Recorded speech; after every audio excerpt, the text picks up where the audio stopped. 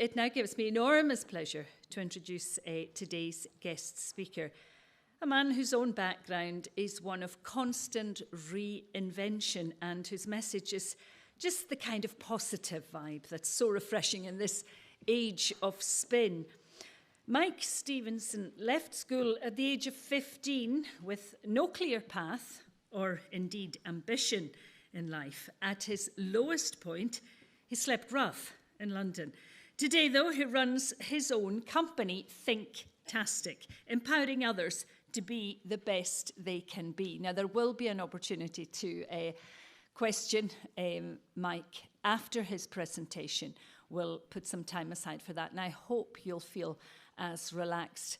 And I hope I can read some of the texted comments that are, to me, just quite unbelievable. I thought one of my kids had hacked through it when I saw "Hello, Mum," which is possible. So please, everyone, will you please give a warm Highland welcome to Mike Stevenson.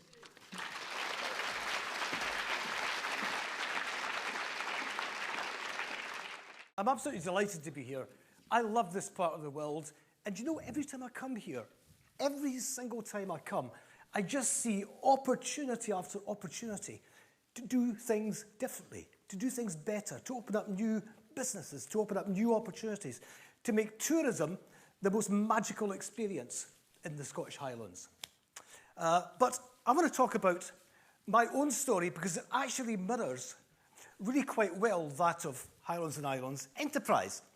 Because in 1965, as this was being set up under the Highlands and Islands Development Board, I was being asked by the head teacher at Kirkcaldy High School to leave school. When I say asked, it was a bit more instructional than that. It was more like, please leave this building and don't come back. And I just turned 15, so actually it's almost exactly 50 years ago. Because I know you won't believe it, but I'll be 65 in 2 weeks, 3 weeks. And I have no intention of retiring. In fact, I am looking forward to what I believe is going to be the most exciting time in Scotland's history. Because it's just one of these times when the stars just seem to align and suggest that Scotland is going to be a place of enormous development. But not only will we develop in Scotland, we will also be teaching the world. We'll be inspiring the world as to doing things in a different way. And I like the business pledge because I think business is actually about not just creating profits, not just creating jobs, not just creating breakthrough products and services, but also about being beneficial to the local community, to the wider community. And I think that is a change that is happening in some of the big companies, like Unilever. Unilever, interestingly enough, the new chief executive started in 2010, and the first thing he said to the assembled masses was, "We're a nasty company." That's a very bold thing for a chief executive to say, isn't it, on day one? And he set about changing the whole culture of Unilever. And he did this research, and this research showed two things. One was that the supply of water, fresh water around the world, was in dire, dire straits. So he wanted Unilever to be a net contributor to fresh water supply. The other thing he noticed in this research was that women, 96% of women don't think they're good enough. And I think we're bucking the trend in Scotland because I think women are taking a lead in Scotland. And I think that's something else that we're beginning to edge ourselves ahead of other parts of the world in. But he set about aligning each of his products to a social impact model. So, for example, has anyone seen the Dove sketches on YouTube? Well, that's something for you to do, isn't it? Don't do it just now. But look up Dove sketches on YouTube. It is the most watched YouTube set of films of all time. And it is directly aimed at giving women more confidence. And of course, Dove and women, a lot of the products are used by women. They also know that most 70% of their products use water. So they set about looking at how they can improve the impact of their products. And for example, in China, don't ask me how they work this out, but women who do the washing of the clothes in China, there's a surprise. They apparently rinse each item around 7 times. because they have a great fear in China of the toxins in cleaning fluids. So Unilever developed a new product, so they had to rinse it once. So that is one company that is saying our role is to deliver on the triple dividend: people, profit, planet. So Highlands and Islands is a great spot, a great place for us to develop this new business ethic. But there's something else I want to talk about, and that is the three themes are creativity, leadership, and ambition. And, you know, one of the things about ending up sleeping out in London is that you soon find out that you've got no ambition. That's what I was, because the ambition was a very short-term one. The ambition was actually, on a daily basis, to find somewhere that was a bit warmer and a bit more comfortable than the night before, and somewhere where a Met Police boot wouldn't hit you in the ribs. I was speaking in Leeds last week, and I met the chair of the police commissioners, and I told her this story, and she thinks the Met have come a long way since those days. I'm not absolutely convinced that is the case, but that's what it was like. And I had a very salutary lesson, and it's something that stayed with me all my life, and it's the first big lesson I learned. And it was actually when I was being helped by a charity. I'd been sleeping out for about 7 months, and one night I was sleeping around Piccadilly Circus, and this van drew up, and this woman came out and she said, "We want to help you. We'll take you to hospital tonight, and tomorrow we'll find you accommodation. And, you know, we'll maybe support you to get into accommodation, and then, you know, eventually you'll be able to sustain your own accommodation." I said, "Fantastic." And I arrived there, and the first thing they did was to put me into this room, and it was a tiled room, and they said, "Take your clothes off," which I did. And the next thing I knew, I had a high-powered hose pointed at me and released. It was delousing, apparently. So what did I do? Well, I felt that small. I felt that small. I think, if this is trying to help me, my dignity has taken a real hit. And if someone who's trying to help you miniaturizes you, then you've got a problem. So the first thing I did was I escaped back into the streets because I had more dignity there. And I realized then that actually the role of each and every one of us is not simply to provide a service to people. It's not simply to support people. It's to inspire them. It's to make them feel that tall. Do you agree with that? We've all got that capacity. And that's what you've been doing. But I want to challenge you to do it even more, because the future is so bright and we've got this amazing opportunity. And right across Scotland, I detect a rising tide of ambition. Everywhere I go. Even Kirkcaldy. Yes, I know. I was actually in a conversation recently, and people were talking about the first kiss. Someone was saying, my first kiss was in Paris. Someone else was saying, mine was in the Highlands or the foothills of Ben Nevis. And they said, where was your first kiss? And I said, Kirkcaldy Promenade. And there was a hush. It's like, it doesn't really speak romance, does it? But I'm not here to decry Kirkcaldy. I've just got a particular resentment about being shoved out of school, because the implication was that I was a failure. I was a failure. I wasn't good at school, but I wasn't stupid. In fact, I was restless. I was creative. I wanted to do things. I learned to play the guitar, and I wanted to be in the Rolling Stones. It's an ambition that was never fulfilled. When I went to London, I got a job, and it started out well. Then I lost my job because it was in a shop, and I was told that the customers couldn't understand a word I was saying. So I was sacked. So I had this belief that I was somehow, you know, a smaller person than other people around me. And it's not a very comfortable place to be. And then I got a succession of jobs. And my second big lesson was this. I used to go into building sites and work helping the bricklayers. I was a bricklayer's labourer and a hod carrier. And on each site, you would go and they give you an instruction, do this by this time, and here are the resources you've got. That was it. And I arrived on a site in Earl's Court in London. It was quite a big site. And there was a big Welsh foreman with a broken nose and a soft hat. And he took me aside when I arrived, and he says, Michael, I want to show you something. And he took me to this hut. I was a bit suspicious at first, I have to say. But then he showed me a drawing, and he said, this is the vision, this is what we're building. And he says, every day I want you to come in here, remind yourself of the vision. This is the palace we're building. And do you know something? I felt this surge of energy because for the first time, I felt a sense of ownership and a responsibility for the big picture. And it's extraordinary how you suddenly realize that in many jobs, you're a bit part player. You're performing a set of tasks. You don't have any knowledge of what the big picture is. And you don't feel a sense of ownership for its direction. Now, what's happening in Scotland is something quite different. Because that insignificance I felt has been felt by a lot of people in Scotland, not just in Scotland, all around the world. But in Scotland, I think in particular, there has been this kind of ceiling, hasn't there? This, don't get above yourself. I am not worthy. Don't speak until you're spoken to. And we've been brought up with this culture, which has held us back. But now I feel, for the first time in my life, there is a real sense that people have more control over their destiny. That there is a real sense that people can shape the future. People can shape their communities. People can even shape their households. Because the old power structures are crumbling beyond our very eyes. There's something really exciting happening.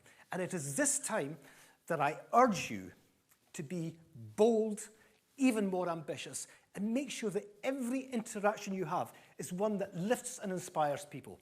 And I'll tell you the difference that makes. You do it already, I know that. But I was speaking to a class in Craig Royston Community High School in Edinburgh. Craig Royston had been helpfully described in the Daily Record as the worst school in Scotland. There's a confidence boost, isn't it? Yeah? You've just managed to persuade your little boy or little girl to attend school, and then you arrive the following morning, and there's a headline in the Daily Record that says you're going to the worst school in Scotland. Anyway, I was talking to this class, and this wee boy put up his hands, and he says, "I can't." I says, "Why can't you?" He says, "I'm socially excluded." That's what we do. We create a language which is lovely policy speak, but don't let it creep out into the community, because actually even our helpfulness and our policies that are there to support people and lift people can make people feel small. Anyway, I went back 2 years later, and this same boy had a new ambition. His ambition was to cure Alzheimer's. This is the same 15-year-old boy that said that he was no good, he couldn't do anything, he was a problem child in the classroom, and he now was wanting to do medicine, but just being a doctor was not ambitious enough for him. He wanted to solve Alzheimer's because his grandmother had Alzheimer's, and he saw the impact it had. But something had happened during this interaction with me, apparently, because that's what he said to me. He says, "What you told me was, if you see a challenge, do something about it, because we have the power to do something." He is now applying for university med school. But he's going with this determination to cure Alzheimer's. So I put him in touch with Alzheimer's Scotland. I put him in touch with the government's health department. So he is making connections. And you know, sometimes you think, when someone says something like that, we tend to ridicule them. Or we used to ridicule them. And can you imagine if Chris Hoy, when he said to his mum and dad, "I want to be an Olympic cycle gold medalist," if they'd said, "Aye, right. You know, get on with your schoolwork and forget about these peripheral things." They bought him a bicycle. And he was right, wasn't he? He was right. So, why do I mention this?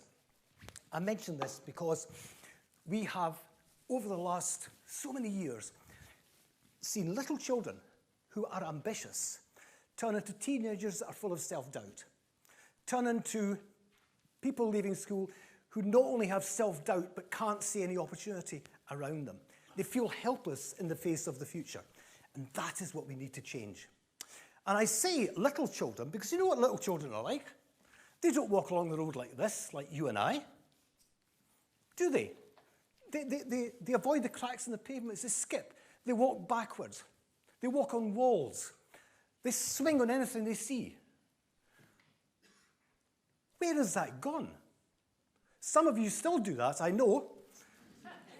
But it's when you're pissed, right? But our natural instinct on that side is to experiment, is never to see a challenge as insurmountable. Do you know how many times a child falls on average when it's learning to walk? 234 times.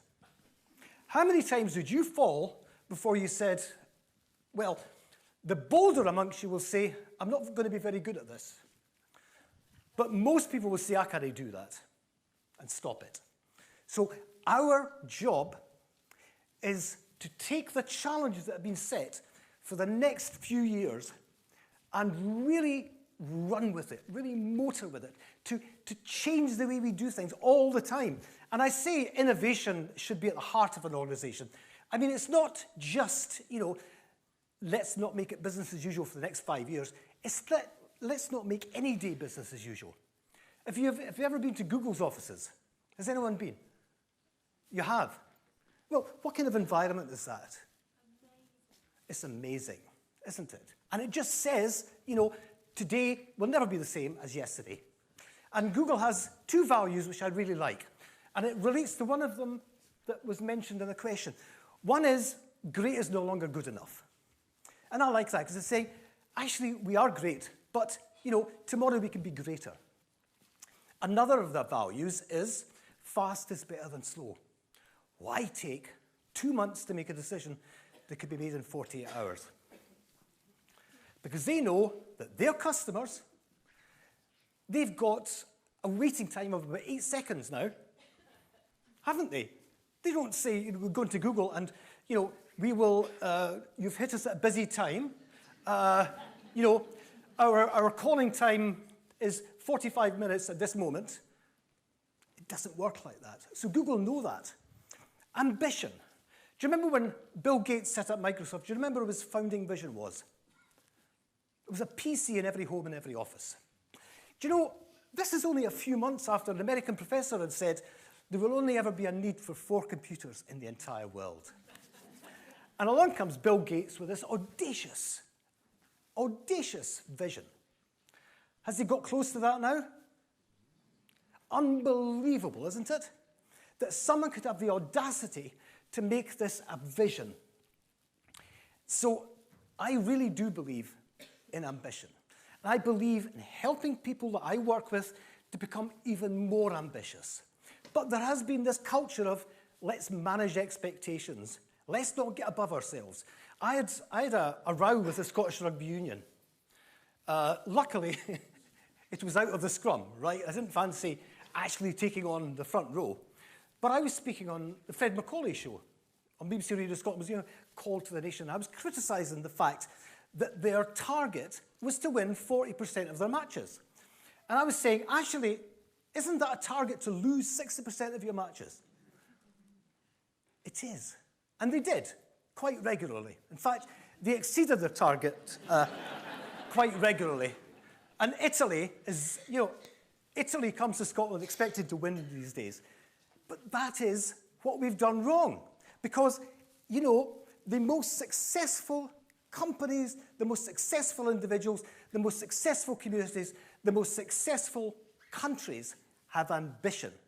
But it's not just about having this ambition, it's about then putting all their efforts into, constantly creating, constantly finding new ideas, constantly changing the way we do things, constantly taking people who work with you along with you, being the inspiration, being the leader. And leadership is something that I speak passionately about. I'm going to tell you one story of one leader. And it's not one you often hear about, but there's a city called Curitiba in southern Brazil. Does anyone know it? It was one of the venues for the World Cup, which is probably why we don't know it, because it was another World Cup Scotland wasn't at. And a city of 1.2 million, a city that was dominated by the motor car. And so it was a city that put the pedestrian into a subservient position, because the pedestrian always had to obey the instructions of the car.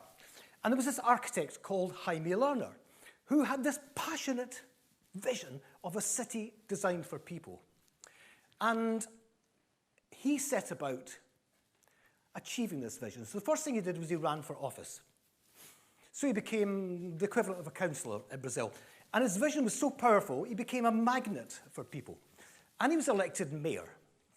And he has turned that city around. He's turned it into one of the most revered eco-cities in the world. I'll tell you a couple of things that he did that show his approach was not to accept any challenge as insurmountable, but to take it on and to be a bit imaginative about it. One was the problem of the slum dwellers, because the slum dwellers lived on the floodplains, so their homes were washed away every year, and they had very low priority about where they put their waste. Let's be honest. If you're living in abject poverty, recycling is not your number one issue, is it? But Mayor Jaime Lerner went out and he spoke to him and he said, I want you to recycle all your waste. And they said, But he said, in exchange, I will give you food and I will give you football tickets. And within a few weeks, the slum dwellers were recycling 100% of their waste, more than the middle-class households towards the centre of the city. And what that did was it stopped all this stuff flowing upstream into the city. And then he said to them, but I want you to move to another part of the city where homes don't get washed away. I want you to help to design your new homes. And by the way, if you want employment, we will train you up to help to build those homes. And they did. The other thing he did was he said to his planning department, how long does it take to pedestrianise a precinct, pedestrianise a street? And they said, about 3 months, 6 months. Fast is better than slow. He said, I want it done in 48 hours. Did they do it in 48 hours? Yes, they did. And the impact was amazing. Because on the Monday morning, people were sitting on benches, eating their sandwiches. Children were not tethered to their parents' arms. They were relaxing. They were strolling up and down. Children were wandering freely and avoiding the cracks in the pavements and jumping and skipping. But more importantly, people were looking in the shop windows. And by the way, they were spending more money. The next day, the Highlands, the shopkeepers from all the neighbouring areas came in and said, we want some of that. Look what's happening. Look what's happening. You've created something entirely different here. Now, the reason I mention that is Jaime Lerner was asked, how did he achieve this extraordinary turnaround where GDP in the city went up, where average earnings went up, where 98% of the population said, we want to live in Curitiba for the rest of our lives because we're happy with. But here's the rub. 70% of the population of Sao Paulo also said they wanted to live in Curitiba. That would be like the population of Glasgow saying they want to live in Edinburgh. It ain't going to happen. But he said 3 things. One is take a 0 off the budget and you have creativity. Take 2 zeros off the budget and you've got genuine sustainability. But he said you have to beat off the complexity sellers. Those people always find there is a reason not to do things or not to do things as fast as you might want to. People that think we have to set up a process, a system. People that think, well, we normally take about 6 months to develop a new idea and implement it. He couldn't have afforded that because it wouldn't have happened. People would have lost trust in his determination if he had taken that amount of time. And it's now a success story. And he talks about urban acupuncture. I quite like that idea, don't you? Urban acupuncture. A city has to function around its people. Around its people. And here we have an area, a region, a part of Scotland, a part of a nation that is ambitious to the core now. And here is an opportunity to develop new ideas, to be truly, truly innovative, to be creative. When I say creative, let me just tell you what I mean by creativity. I did work with the Disney Institute a few years ago. And Disney are pretty creative. Would you agree? They've been in this industry for years and years and years. They're still up there, aren't they? they never seem to lose their shine. And when animation became a bit more advanced, they bought Pixar. So Pixar films are now Disney films. And Disney World in Florida. Do you know what the most frequently asked question at Disney World in Florida is? It's not actually, it's where's the toilet? I thought you'd have known that. I've reached the age now where I look in estate agent windows and I'm thinking, I'm looking for a toilet with an ensuite bedroom. But that's an age thing. The first question is, where's the toilet? The second most frequently asked question, you're right, is where's Mickey? And the third most frequently asked question is, when is the 3 o'clock parade? I know what you're thinking. But Disney have worked out that this is not really the question that is being asked. They're being asked something more subtle than that, because people don't always express what they mean. They work out that people are actually saying, where's the best place for me to stand? Where's a good place for my children to be? I'm from Scotland, I've got red hair and I've got pale skin. Where's the best place for me to stand and not get burnt to the core? So they use that as an opportunity to turn it around, to find a way of turning that experience into the best possible experience. So they say, I know a perfect place for you to stand, in front of the ice cream vans, where your children will be sheltered, you won't get the sun beating down you, get a brilliant view, and you get first dibs at the ice cream. The other thing Disney does is it puts safety, and this is something about language. And I want to talk about language for a minute, because I was speaking at a school in East Lothian, and I turned around the council logo, and I said, what does that say to you? And this wee boy said, no ball games, mister. Why did he say that? Because all around us, if you think about it, there are signs that begin to put doubts in our minds. Now, local authorities are there to enhance our education, to provide opportunities. But this little boy saw no ball games as being the signature of the council. The council was there to stop him doing things, not help him do things. So what Disney does is it puts safety as its number one value. But they never mention the word safety, don't, warning, caution, anywhere on their campus, anywhere. And they turn every single challenge, every risk into an opportunity. And there is, for example, the Tower of Terrors. If you're under a certain size, you can't get on because health and safety have deemed unsafe. So what Disney do is they get down and they say to the child, would you like to go on a tour that your mum, dad, your big sister and big brother never go on? And every child says, yes, of course they do. So they take them on a special tour, they bring them back, they measure them up, they give them a ritual around the measurements, and they say, here's vouchers. Next time you come back, you can bring you and your family for a free ride. So they turn it into an opportunity. Time? No. Is it okay then? Yeah, carry on. I sat buttock to buttock with Kathy. It was a very pleasant experience. And what a cheek eye, yeah.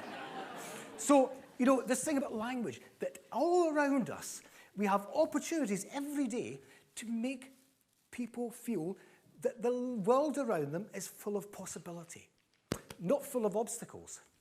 And yet we still have this culture where even notice boards at work are telling us what not to do. And in Google, where you've been, it's not about that, is it? The world is full of possibility. The world is full of opportunity. The world is full of spaces for me to make a mark, to make a positive imprint. And that is the future. And it's a big change. And Highlands and Islands Enterprise, I think, are probably the most go-ahead, innovative, positive organisation that I've ever met. And I've met lots around this country. And all the people I've met today are really big thinkers. And thinking big is the future. Let me just talk about the digital revolution, and you are going to be right at the heart of that. And I think the plans for digital, second generation, new generation digital coverage is absolutely fantastic. And I like the fact that young people, by and large, want to live in the Highlands and Islands. What a connection that is. What an opportunity. I spoke to Steve Wozniak, who was Steve Jobs' partner. Steve Wozniak started a garage.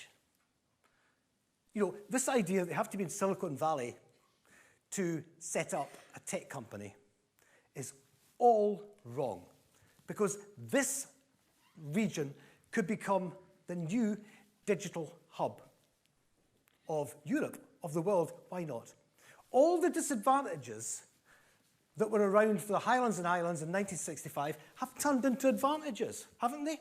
That's what's happened to me. I was seen as a rogue, someone who was never going to succeed, because I had all these disadvantages. I wasn't very good at reading. I wasn't very good at maths. I wasn't very good at science. I was absolutely hopeless at English, but I wasn't hopeless at English. I'm quite good at English, but I wanted to speak English, not write it. Now I write it. But all of those things that were seen as disadvantages now have turned into advantages for me, because what I have learnt is to see opportunities that perhaps others don't see. I've also learnt to see in people around me. It's almost like I've got X-ray eyes, but I don't. It's because of my own experience. I see the possibility in people. And I know that so many people are operating below their capacity. Well, we know that, don't we? How many here think they're operating below their capacity? That there's still space to grow? There's still space to grow. Yes? Of course there is. And you know, what excites us in life is breaching that every day. It's breaching that wall. It's stretching. It's stretching. It's finding means to be creative.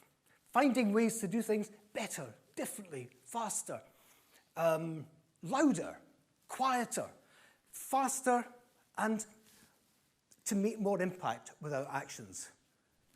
And to persuade other people that they have the same capacity. Growth, internationalization, these are all important.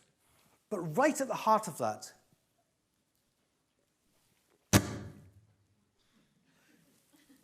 is the belief that people have the capability of going that step further. And we are having to challenge the way that people have been brought up to think. We are having to challenge, perhaps, this self-imposed belief that if you're in Scotland, exporting is a stretch too far. You're having to challenge this self-imposed belief that because you're in the Highlands, you're away from things. You have to challenge, we have to challenge every day the self-limiting belief that we are somehow not quite there on the international stage. It's a huge opportunity. Brand Scotland is big at the moment.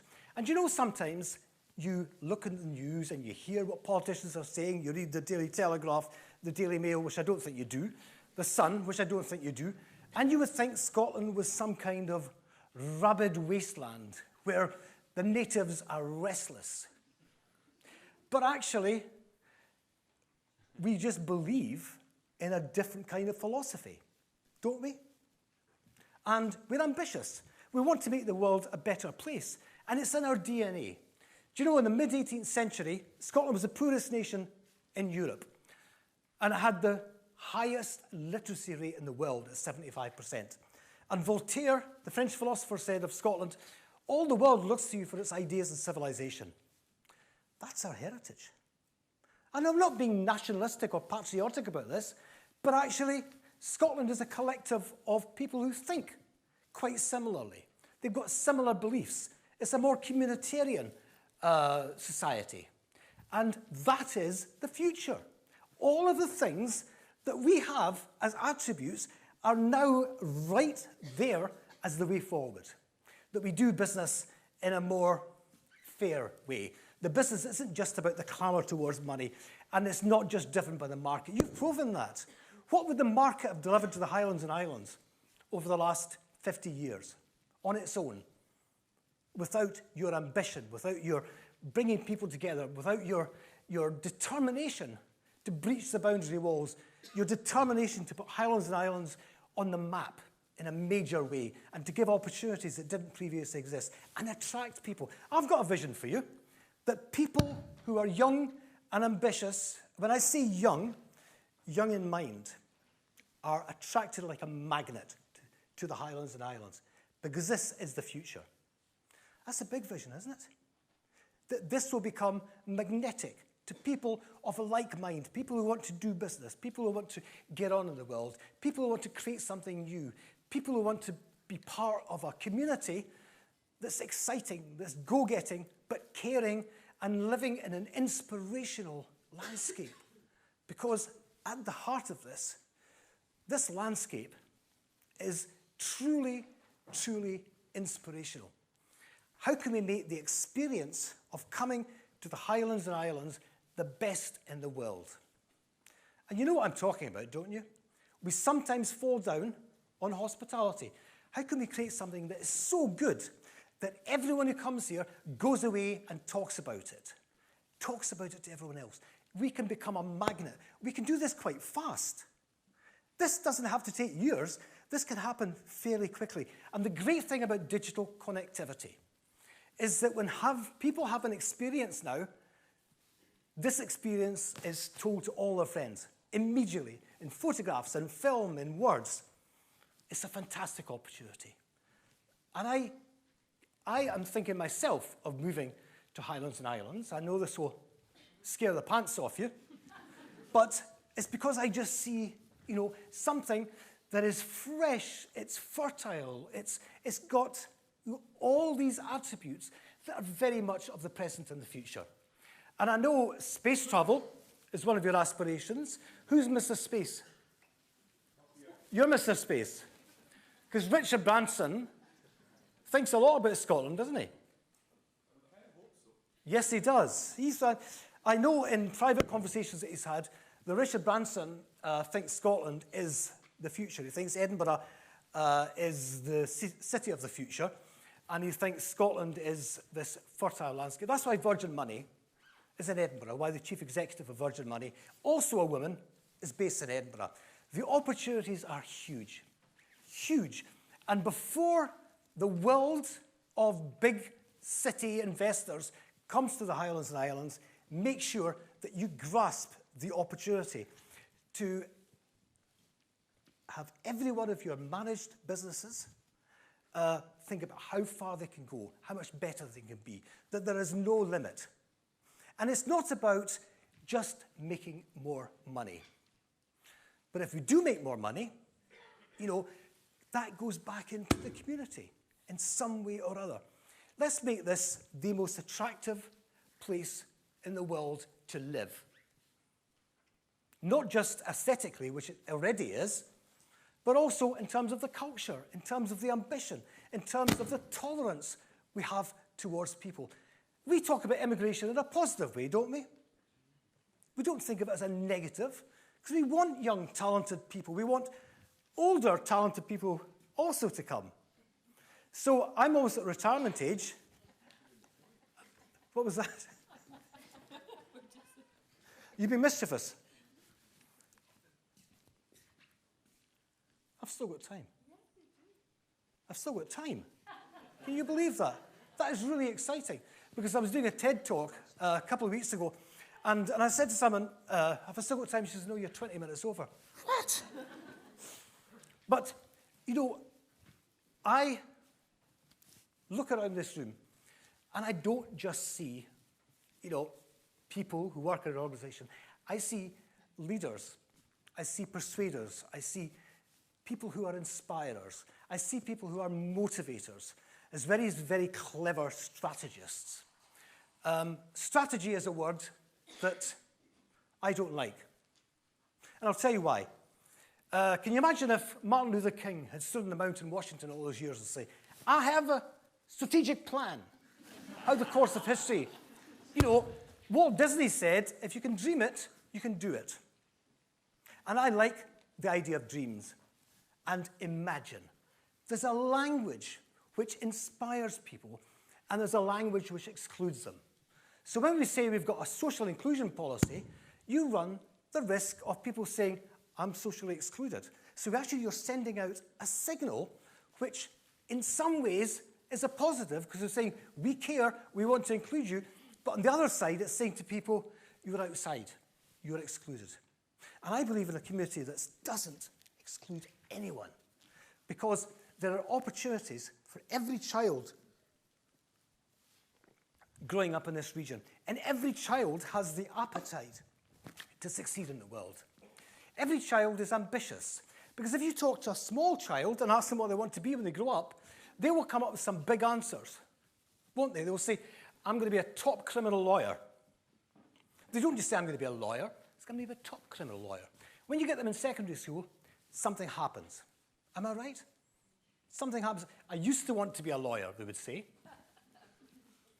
Or, I don't know anymore. But if we want them to believe that this region, this part of the world, is full of opportunity for them, it's not simply about the jobs that are available. It's about what they can do to contribute to that. What can we do in terms of social enterprise? I think Scotland's the social enterprise capital of the world, isn't it? We really are leading on this. And there are so many things. Do you know this guy, Josh, who has set up Social Bites in Edinburgh? Yeah? It's fantastic, isn't it? For those that don't know, Social Bites, it would have been fantastic for me when I was 15 and 16 and 17, is a place, it's a sandwich shop, it's now extending it down south. They've got a Michelin star chef, he's employed, and he employs homeless people as baristas, as people who serve in his shop. And it's fantastic when you go in there and you see these people who've been homeless and they've now got a job, they've got a sense of responsibility. They've been given a chance. And it's remarkable seeing how much energy they've got. This idea is now extending down south. And do you know how he started it off? Because I was at the event that inspired him. And it was a guy called Professor Muhammad Yunus. Have you heard of Professor Muhammad Yunus? He's a Nobel Prize winner. And he set up the Grameen Bank in Bangladesh. And he went to all of the banks, the conventional banks. And he said, I've got this idea. I want to give microloans to women. Now, why would you give loans to women in Bangladesh and not men? I think you probably know the answer, don't you? Because women will create something, and men will merely preserve the status quo. That was the belief, and it probably is absolutely true. So we created this microfinance. All the banks said, no, you'll never get your money back. His repayment rate is 98%. None of the banks in the world that refused them and told him he was daft achieve anything like that in repayment rate. And he has helped to turn the economy around in Bangladesh by giving small loans, by giving people a sense that they've got the ability, even, to cultivate a small bit of land. And then he started giving the loans with some caveats to try and turn the health round. So, for example, child blindness, which was a huge issue in Bangladesh, has been almost cured. Because he went to Danone, the yogurt producers, the French yogurt producers, I want you to produce a yogurt which I can sell very, very cheaply in Bangladesh. And I want you to put these nutrients in, because these are the nutrients that will help to cure child blindness. Danone said, wow, that's a challenge, but we'll do it. That was a great piece of collaboration. Child blindness has almost been eradicated. The final thing I want to talk about is this business of collaboration and partnership. I was in Ontario a couple of years ago, and this guy who heads up the cultural strategy said, we bring in organizations to work together, to come up with new ideas and to create, 1 + 1 = 3 synergies. But he said what they do is they come in and they sit around and they represent their organization rather than representing their vision. So he said, what we do is we say to them, if you've come to represent your organization, we don't want you here. We want you to come here and lead ideas, to lead us to this vision. Focus on where we want to be. And I'll give a great example of collaboration, one that really makes me feel good about myself and the world, right? Children. Who designs children's playgrounds? It is adults, yeah. Well, in America, in this one area, they asked children to design the playground. What do children do when you ask them to design something? they get right down to it, don't they? They don't say, where's the budget coming from? Or we've got a resource issue here. Or we need 200 GSM paper and a special kind of acrylic paint before we can start. And by the way, it's 4:45, so we're going to put this off till tomorrow morning. Children don't do that. They get down to it straight away. And they designed this beautiful playground in bright colours. And they had a professional designer come in and negotiate with them about the finished design. And the professional designer said, actually, it's lovely. All I would do is perhaps move some things around, just for spatial safety reasons. He said, for example, if you're coming down this amazing chute that you've drawn, you don't want someone on a swing bumping into them. The children says, actually, we do. but he stayed true to the children's design. And then they brought engineering students in from the local college. This is collaboration. And they asked them if they could add value to this playground. And the result is, every time a child uses the playground, using kinetic energy, they're generating electricity for the local community. That's collaboration. Because one partner couldn't have done it on their own. Two partners would have created something, but not quite the finished product. But three partners working together, all with the determination to follow the children's desire for a playground that looks and feels fantastic, actually is something that's really highly productive. So that's creativity, and it's also collaboration. There is no situation which cannot be helped by just talking to someone outside your own sphere of activity and asking them.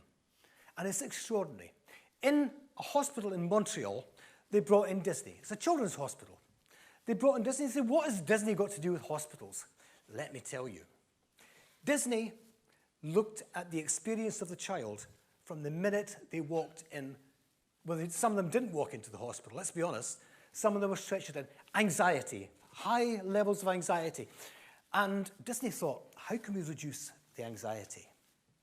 Because they put them in a bed and the child sits there rigid. Even if his mum and dad are there, the child is in an alien environment and it feels totally divorced from its comfort zone. So they put in a digital screen at the bottom and they filmed the child's bedroom. And they went down round the house and showed all these familiar parts of the home. And they put it at the bottom of this child's bed. And they found that anxiety reduced immediately. They found that they were able to work on the clinical parts of the treatment much, much quicker. But then they also realized that all these instruments that doctors and nurses use were a threat to children. So they created an animation with a syringe as a wand, and so on and so forth. So all these deadly, serious, threatening-looking instruments turned into beautiful animated characters, friendly characters. And they found that they reduced the child's stay in hospital quite dramatically. They improved the recovery time quite dramatically, just by thinking things through and looking at it from the point of view of the child, rather than the point of view of the hospital and the clinicians. But then they went to the burns unit, where they had really serious children in a lot of pain, a lot of discomfort, horrible, horrible burns. And they found that by showing in a circular screen, surrounding the beds, pictures of the polar ice caps, it actually reduced the pain and improved the recovery time. Now that's creativity. That's imagination. And who would have thought Disney would contribute to improvement of clinical outcomes in a hospital? That's the opportunity that faces us. How can we make the experience of coming to this part of the world one that creates memories that will last for a lifetime, creates photographs, creates moments, stories that will go all around the world? The opportunities are vast. We've got natural resources. Someone mentioned natural resources. I mean, this area is so rich with natural resources. It's staggering. It's astounding. So that is part of the experience. But there's so much we can do around that. So many business opportunities. So many opportunities for young people when they leave school to have the leadership skills and the imagination and the belief to grasp those opportunities. And we need to support them. We need to give them that belief. You have done an amazing job in the last 50 years. And I want to say, first of all, congratulations for what you've achieved, because it is astounding. I remember travelling on the train between Edinburgh and Glasgow with Willie Rowe. He was once your chairman, wasn't he? And Willie talked so excitedly about what's happening in the Highlands and Islands. And he was met with that kind of central built, oh aye. But now we see what he was talking about. This is a demonstration of something that should be shouted from the rooftops.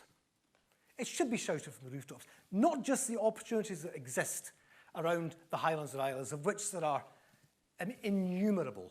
And I know there are areas where there's still developments to be done, all right? That is where we need to start lifting people's belief in those areas and looking at, creatively, what kind of opportunities. Bring in people who have ridiculous ideas and run them past local people. Lead those partnerships.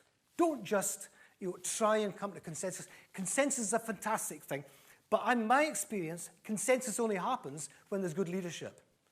It sounds really bizarre, doesn't it? But you are in a position to lead those partnerships.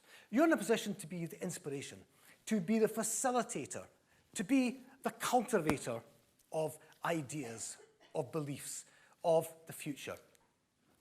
I think that what you're looking at in the next 10 years is the biggest revolution in Scotland's history. I really believe that. And you are in control of that. You are the inspiration. You are the people that will make it happen. And I commend you to go from this conference tomorrow. I'm going to stay tonight at Diane Works for dinner. I thought I was going to have to go back, so you're going to have to put up with me tonight, but I'd love to talk to more and more of you. If you want to bounce ideas off me, if you want to ask for ideas, please do it any time tonight, because I am really enthused, and I hope you're as enthused as I am about what the future holds. Are you? On a scale of 1 to 5, how excited are you by the future? Yeah. If this is 5, would you want me over to the extreme right? No, perhaps you should. Yeah. Do you want me in the Nigel Farage position? Or the extreme left SNP radical socialists who want to disrupt everything? Oh, yeah, it's there. I hope you're not taking the piss. Right.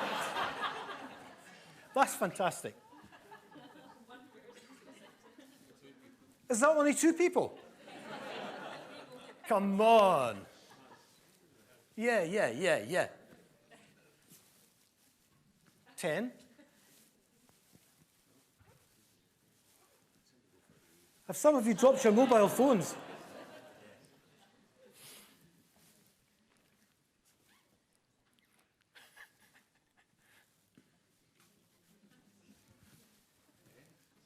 Oh, that's better, yes. Do you know why I asked that question? Because you should be. And I know that, everyone in work has frustrations. Everyone in work has, relationship issues. But actually, if you focus on the vision, on where you can be, and find solutions to those little frustrations that you might have on a daily basis, find solutions, get them out the road, because the real prize is in achieving what you can achieve over the next few years. I cannot imagine any part of this country, and I was in Manchester last week, where Manchester is being given this devolution, this city region devolution, and they're excited. But there's also a cynicism around Manchester about this. And there was one thing that came out of that conference and one the next day in Leeds, is that a lot of people I spoke to said they wanted to align themselves with what's happening north of the border, not to the south. What does that tell you about how people perceive what's happening in Scotland? It tells you a lot, doesn't it? And all across the world, I pick up and I communicate with people on a regular basis, sometimes in the middle of the night, because I'm not married, and I lead very antisocial hours. And there's a huge interest in Scotland just now. And I'll just finish with an Indian gentleman who I met on the train coming up from Edinburgh yesterday, who turned out, and I've now passed his email and telephone number over to HIE. He is the project director of finance for Taj Hotels. Taj Hotels have got the Pierre Hotel in Central Park in New York, really, really top-notch hotels. And when he was coming to Britain, he was advised to go to London for 2 days, Edinburgh for 3 days, and come to the Highlands, to Inverness for 4 days. I think that's really positive, isn't it? And he was asking my advice. And he's going on a trip today to Skye. So get this guy, because he says... Are you? Oh, brilliant. That's brilliant. That's fantastic. That is the opportunity. People love what you have here. Not everyone knows about it. Not everyone's experienced it. But let's make sure that everyone experiences it, but always experiences with this positive hat on. Because, yes, we've got challenges, but those challenges are just there to be battered away. And it's not about budgets. Well, it's something about budgets. But so much of it is the spirit that we engender around us in the workplace and outside the workplace. Thank you very much.